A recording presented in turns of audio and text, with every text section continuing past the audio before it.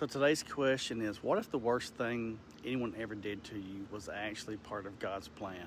So we're in Genesis chapter 50, and this chapter is about grief, forgiveness, and faithfulness. Joseph is going to show us how a real man of God finishes the race. So in Genesis 50, verses 1 through 14, we see Jacob's funeral. So Jacob's gone, and Joseph breaks down weeping over his father. It says that Joseph threw himself on his father and wept over him and kissed him. Then Joseph ordered Jacob's body to be embalmed, Egyptian style, which took 40 days. That's a huge, respectful mourning. Even Pharaoh's officials came along. Then Joseph gets permission from Pharaoh to bury Jacob in Canaan, in the land Abraham bought, just like Jacob asked.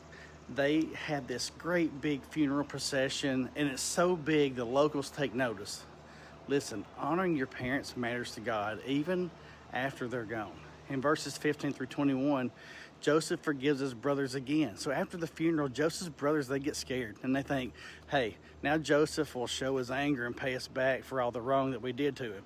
So they send him a message, and they're begging for mercy. They say, please forgive your brothers for the great wrong that we did to you.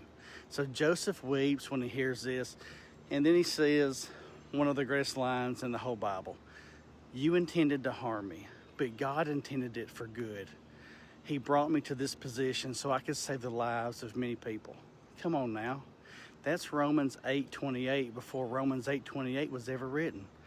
Joseph chose to forgive, not because his brothers deserved it, but because he saw God's bigger plan through all of his pain. Verses 22 through 26, we see Joseph's last days. So Joseph lives to be 110 years old.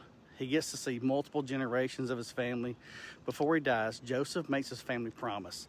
When God comes to help you and lead you back, you must take my bones with you. He never forgets the promised land. He never lets Egypt become his true home. Joseph dies full of faith, still pointing to the future that God had promised. So what's Genesis 50 teaching us? First, grieve with hope, not despair. Second, forgiveness sets you free more than it sets others free.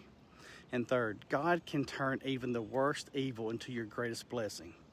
And fourth, never settle for this world. Keep your heart set on God's promises. Listen, Joseph's life wasn't easy, but it was faithful. He started out hated. He got thrown into a pit, sold into slavery, locked in prison, and yet he finished at the right hand of power, forgiving and loving. You might be in a pit season right now, but God's got a palace season ahead if you trust him. So keep reading your Bible and don't be dumb.